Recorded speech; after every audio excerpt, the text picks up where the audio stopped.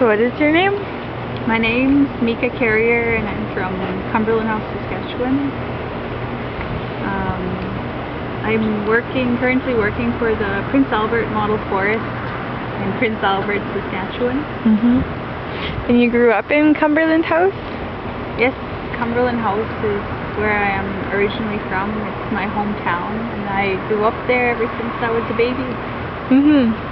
And this week we talked a lot about the impacts to the Delta and that type of thing. I was wondering if you could share a little bit about how life was when you were growing up in Cumberland House, and if even you've noticed any changes in the habitat there, or even just from stories from your family and the elders, if there has been changes.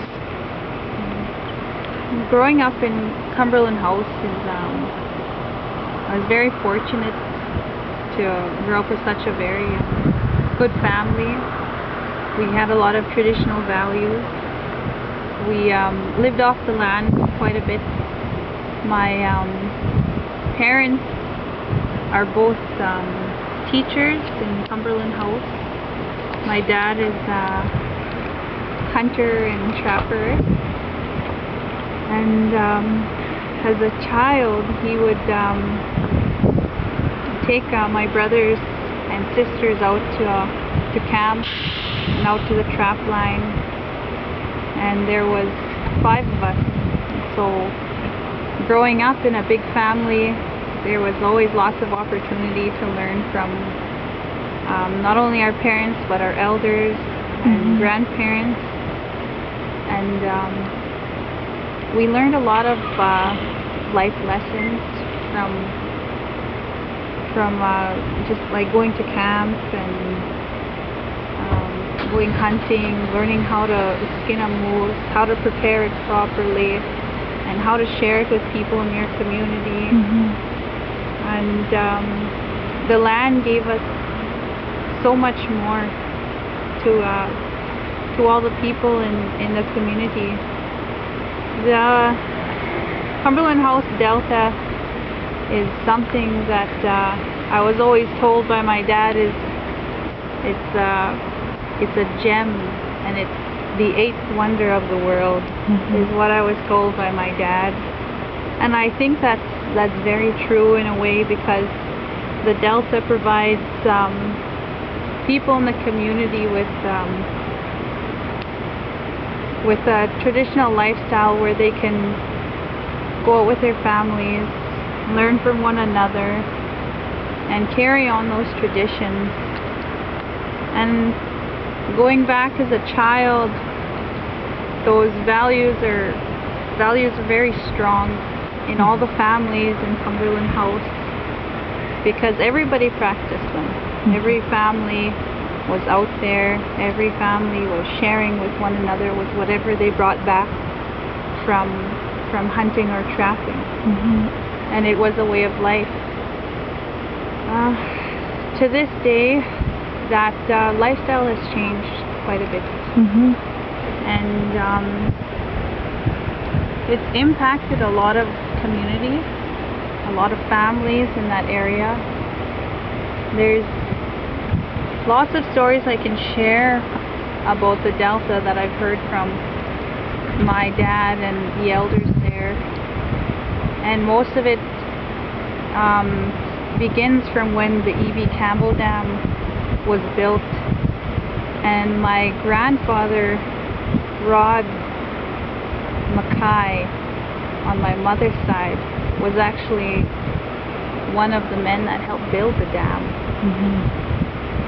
And they were also a family that lived off the land, and it's funny to see that he was part of building something that almost destroyed the entire Delta. But there's changes. They had to change the way, all families had to change the way they lived and what they took from the Delta. They had to respect the way of life of the animals and how much water they used and the quality of water that they had. There's from the E.B. Campbell Dam, the changes since it has been put in have been very dramatic. I've also heard stories from my dad's side of the family, and also my dad going out trapping by his outfitting camp and on his trap line. And he told me a story of when he went out by himself and he was trapping for muskrats, which were very, very abundant and in the Delta, and especially in his trap line.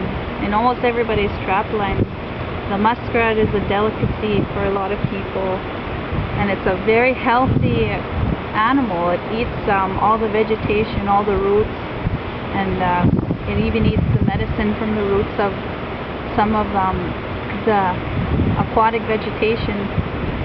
So eating the muskrat is something that gives your body a little bit of a health kickstart. And people prized it not only for the meat but also for the fur as well. But the numbers of these muskrats dropped dramatically after the E.B. Campbell Dam was built. And my dad had told me the last time he went out on his trap line to get muskrats,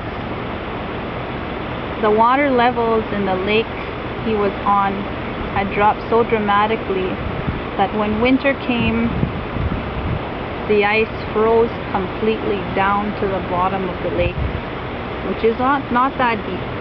It's only 2 or 3 feet deep at the most. And these muskrat families, which in the past there had been over 300 muskrat houses on the lake he had trapped on. The last time he went, there was only about 30, and he opened up a muskrat house during the winter, and as he opened it, there he found a family of 5 muskrats frozen together, and he couldn't trap anymore.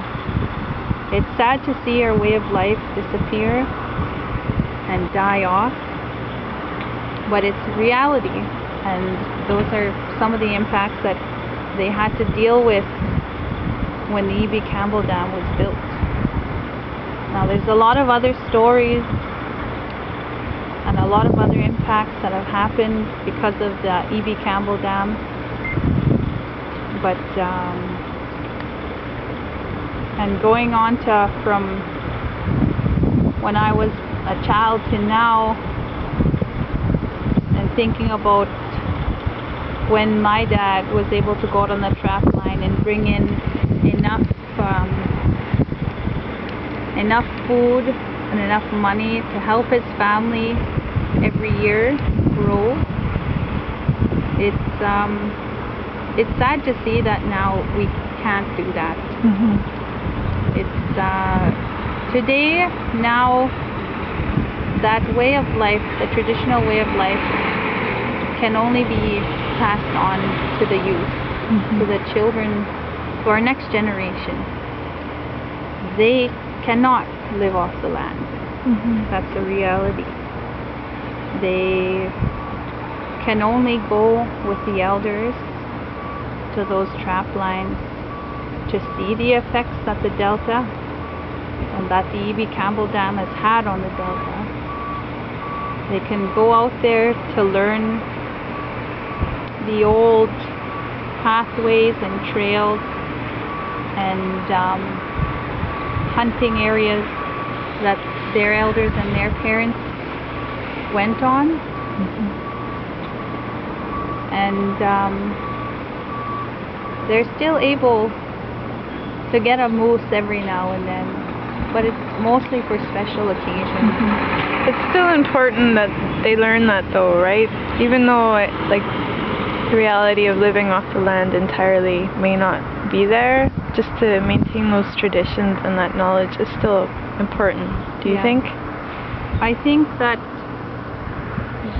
this passing on of traditional knowledge is something that needs to be done and is being done within families.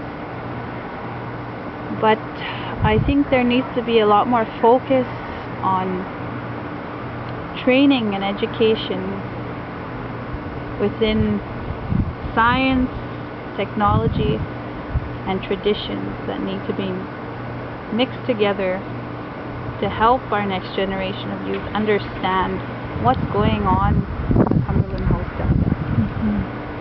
Because these youth live in an area that is so rich and so vital to their future traditions and ways of life. Thanks.